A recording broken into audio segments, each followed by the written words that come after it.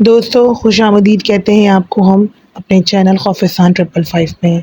یہ کہانی ہے 2019 کی، جب احمد خان اپنی بیوی زینب اور ان کے 2 بچے 13 سال کا سمیر اور 9 سال کی عالیہ کشمیر گھومنے گئے۔ احمد صاحب کراچی میں ایک بزنس مین تھے اور انہوں نے سوچا کہ گرمیوں کی چھٹیوں میں فیملی کے ساتھ کشمیر کی خوبصورتی دیکھیں گے۔ ابو ہم وہاں کتنے دن رہیں گے؟ عالیہ نے خوشی سے پوچھا۔ بیٹا پورا 1 مہینہ، ہم نے ایک ٹریڈیشنل کشمیری گھر رینٹ پر لیا ہے، بالکل دال لیک کے پاس ہے، احمد نے مسکراتے ہوئے کہا۔ لیکن جو گھر انہوں نے آن لائن دیکھا تھا اور جو سچ میں تھا، دونوں میں زمین اور آسمان کا ہی فرق تھا۔ جب ان کی گاڑی سری نگر سے دور ایک جنگل والے ایریا میں رکی تو سامنے جو حویلی تھی وہ دیکھ کر سب کا دل بیٹھ گیا۔ ٹوٹے ہوئے دروازے، سارا جھڑا ہوا پینٹ اور سب سے عجیب بات، پوری حویلی پر ایک عجیب سی خاموشی تھی، جیسے کوئی چڑیا اور کوئی آواز تک نہیں تھی۔ یا اللہ، زینب نے گھبراتے ہوئے کہا کہ احمد یہ تو بالکل ہی برباد ہے، یہ لیا ہے آپ نے؟ حویلی کے اندر قدم رکھتے ہی سب کو ایک ٹھنڈ کی عجیب سی لہر محسوس ہوئی، لیکن نوٹس کسی نے نہیں کیا کیونکہ ان دنوں سردی ہی کی راتیں تھیں اور دن تھے، اور یہ سمر کی گرمی میں بھی جو ہے نا وہ گھر ٹھنڈا ہی رہتا تھا، کیونکہ جب اندر پہنچتا ہے احمد تو وہ کہتا ہے کہ یہ ویسٹ اوپن ہے۔ ہوا میں ایک عجیب سی بو تھی، جیسے برسوں سے کسی نے صاف ہی نہیں کیا۔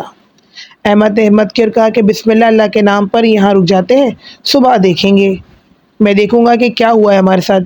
شام کو مغرب کی نماز کے لیے جب سب اپنے کمروں میں تھے تو سمیر نے اپنے کمرے کی کھڑکی سے باہر دیکھا کہ گارڈن میں ایک شیڈو دکھائی دیا، ایک عورت، لیکن وہ ہلتی نہیں تھی، بس کھڑی تھی، سیدھا اس کی کھڑکی کی طرف دیکھ رہی تھی۔ امی امی، سمیر بھاگا اپنی امی کے پاس۔ جب زینب نے کھڑکی سے دیکھا تو وہاں کوئی نہیں تھا۔ سمیر بیٹا تمہارا وہم ہوگا، چلو اب سو جاؤ، آیت الکرسی پڑھ کر سونا، زینب نے پیار سے کہا۔ رات کو جب سب سو گئے تو عالیہ اچانک جاگ گئی، اس کا گلا بالکل سوکھ گیا تھا، وہ پانی پینے نیچے کچن کی طرف گئی۔ کچن میں پہنچتے ہی اس نے دیکھا کہ سبھی برتن اور پلیٹس ہوا میں اڑ رہے تھے، ایک ایک کر کے گر رہے تھے، لیکن سب سے ڈراؤنی بات یہ تھی، قسمت سے عالیہ نے سیدھا اوپر دیکھا تو سیلنگ پر ایک عورت الٹی لگی ہوئی تھی، جیسے چمگادڑ چپکی ہو۔ اس کی آنکھیں کھلی تھی اور وہ عالیہ کو دیکھ کر مسکرا رہی تھی۔ ابو کر کے وہ بہت زیادہ چیختی ہے، عالیہ کی چیخ پر پوری حویلی میں گونج جاتی ہے۔ اگلی صبح احمد نے فیصلہ کیا کہ وہ یہاں سے چلے جائیں گے، لیکن جب وہ سامان پیک کر رہے تھے تو اچانک ان کے ہاتھ پیچھے کھنچنے لگے۔ زینب میری مدد کرو۔ زینب نے دیکھا کہ احمد اپنی جگہ پر کھڑے تھے، لیکن ان کے ہاتھ فورسفلی پیچھے کی طرف جا رہے تھے، جیسے کوئی مضبوط شخص ان کو باندھ رہا ہو۔ احمد کی اس صورتحال پر سب ڈر جاتے ہیں اور احمد کی شکل پر ڈر اور درد دونوں دکھائی دینے لگتا ہے۔ احمد، یا اللہ کیا ہو رہا ہے؟ زینب بھاگی ان کی طرف۔ جیسے ہی زینب نے احمد کے ہاتھ کو چھوا، اچانک سب نارمل ہو گیا، لیکن احمد کے ہاتھوں پر لال نشانات بن گئے، بالکل جیسے رسی سے کسی نے باندھ دیے ہوں۔ مجھے لگا ہے کہ کسی نے میرے ہاتھ کس کر باندھ دیے، احمد نے کانپتے ہوئے کہا۔ سمیر نے فوراً اپنے فون سے سرچ کرنا شروع کیا۔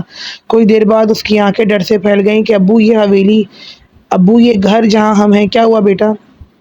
2005 میں یہاں ایک کشمیری فیملی رہتی تھی، انہیں مارا گیا تھا، پولیس رپورٹ میں لکھا ہے کہ ان کے ہاتھ پیچھے سے باندھتے ہوئے انہیں مارا گیا تھا اور ان کے آخر تک ان کے ہاتھ بندھے ہوئے تھے، اور سب سے عجیب بات یہ کہ انہوں نے خود اپنے ہاتھ باندھے تھے۔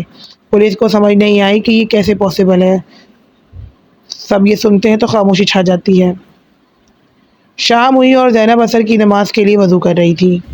جب اس نے آئینے میں دیکھا تو اسے پیچھے ایک عورت کھڑی دکھی، بڑھیا، بال بکھرے ہوئے اور اس کے گلے پر روب کے نشانات تھے۔ زینب نے فوراً آیت الکرسی پڑھنا شروع کی، اللہ لا الہ الا هو الحی القیوم۔ جیسے ہی اس نے پڑھنا شروع کی، وہ عورت چلانے لگی ایک عجیب کہانی، اور پھر اچانک غائب ہو گئی۔ زینب نے بڑھنا چاہا تو دیکھتی ہے کہ اس کے دونوں بچوں کے ہاتھ بندھے ہوئے ہیں۔ بچے کہتے ہیں اماں ہمارے ہاتھ کسی نے باندھ دیے ہیں۔ زینب قریب آتی ہے اور ان کے کندھوں پر ہاتھ رکھتی تو کسی نے کہتی کہ ہاں اب چھوڑ دیے گئے ہیں۔ احمد گھر سے باہر چلا گیا ہوتا ہے دیکھنے کے لیے کہ کوئی رینٹ کی گاڑی اگر ہمیں ملے تو، لیکن افسوس کی بات تھی کہ جب سے اس گھر میں وہ آئی تھی عجیب و غریب واقعات کا سامنا تھا۔ اتنی دیر میں ایک آواز آتی ہے، پھر اس نے سنا کہ پیچھے سے آواز آئی، تمہیں بھی یہیں رہنا ہے ہمیشہ جیسے میں رہ رہی ہوں۔ زینب نے مڑ کر دیکھا تو وہ عورت اب اسے صرف 2 فٹ کی دوری پر تھی۔ اس کی آنکھیں لال تھیں اور اس کے منہ سے کالا پانی ٹپک رہا تھا۔ فاللہ خیر حافظہ، زینب نے زور سے کہا۔ اچانک دروازہ کھل گیا اور احمد اندر آیا اور عورت غائب ہو گئی۔ احمد نے ڈیسائیڈ کیا کہ رات ہونے سے پہلے وہ لوگ یہاں سے نکلیں گے، لیکن جب وہ سب پھر سے پیکنگ کر رہے تھے تو سمیر کی بیسمنٹ سے ایک عجیب سی روشنی دکھائی تھی۔ ابو شاید ہمیں دیکھ لینا چاہیے، شاید کیا سچ پتہ چلے، سمیر نے کہا تو دونوں نے بسم اللہ کہا اور بیسمنٹ میں اترے۔ وہاں ایک پرانی الماری تھی، جب انہوں نے کھولا تو اندر ایک تعویذ ملا، پھٹا ہوا اور جلا ہوا، اور اس کے ساتھ ایک ڈائری تھی۔ احمد نے ڈائری کھولی، پہلے پیج پر لکھا تھا، سنسکرت میں تھا اور اس کے نیچے جو ہے کچھ عجیب سا تھا۔ احمد نے تصویر کھینچ کر گوگل پر ڈالی، میرا نام شبانہ ہے، میں نے اپنے شوہر کو اس گھر میں مارا، میں اپنے بچوں کو مارا، میں نے اپنے ہاتھوں کو باندھا اور اپنی جان لے لی کیونکہ اس گھر کی روح نے مجھے مجبور کیا۔ اب میں خود ایک لعنت بن گئی ہوں اور جب بھی یہاں کوئی آئے گا وہ بھی یہی کرے گا، یہ سلسلہ ختم نہیں ہوگا۔ اچانک بیسمنٹ کے دروازہ بند ہو گیا اور وہ عورت پھر سے آئی، لیکن اس بار وہ صرف اکیلی نہیں تھی، اس کے پیچھے 2 چھوٹے بچوں کی روحیں تھیں جنہوں نے اپنی گردن موڑ رکھی تھی۔ اب تمہاری باری ہے، وہ بولی اور ایک بھیانک آواز میں۔ احمد نے فوراً سمیر کا ہاتھ پکڑا، بیٹا میرا ساتھ زور سے آیت الکرسی پڑھنا شروع کرو۔ دونوں نے پڑھا، اللہ لا الہ الا هو الحی القیوم لا تأخذہ سنۃ ولا نوم۔ وہ روحیں چلنے لگیں، ان کی تکلیف سے آوازیں نکلنے لگیں، وہ چیخنے لگیں ساتھ ساتھ۔ اوپر زینب اور عالیہ نے بھی سورہ الفلق اور ناس پڑھ رہی تھی۔ اچانک بیسمنٹ کا دروازہ کھلا، احمد اور سمیر بھاگ پڑے، چلو ابھی، احمد نے چلایا۔ سب اپنے بیگ لے کر گاڑی کی طرف بھاگے، لیکن جب وہ باہر آئے تو حویلی یا وہ جو بھوتیا گھر کی ہر کھڑکی میں وہ روح کھڑی تھی، ہر جگہ وہ کھڑی دکھائی دے رہی تھی، شبانہ، اس کے 2 بچے اور شاید اور بھی کئی۔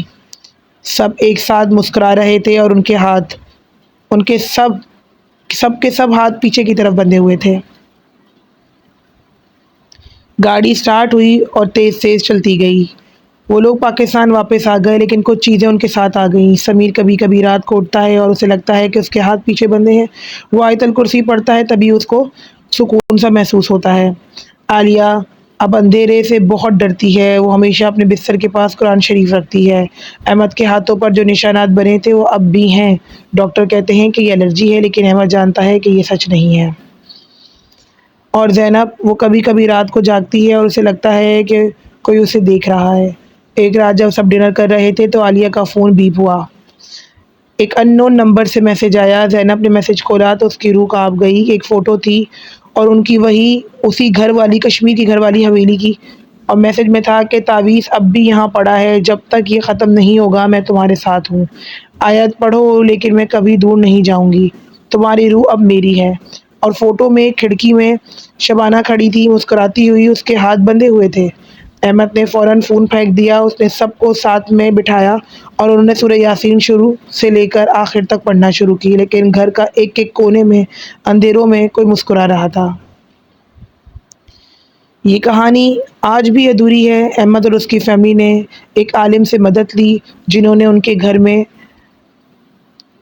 خوب سارا جو ہے وہ آیت الکرسی کا ورد اور بہت سارے اذکار کروائے، لیکن آج بھی کبھی کبھی رات کو انہیں وہ آواز سنائی دیتی ہے، وہ ہنسنے کی آواز اور وہ احساس کہ ان کے ہاتھ دھیرے دھیرے پیچھے کھینچ رہے ہیں۔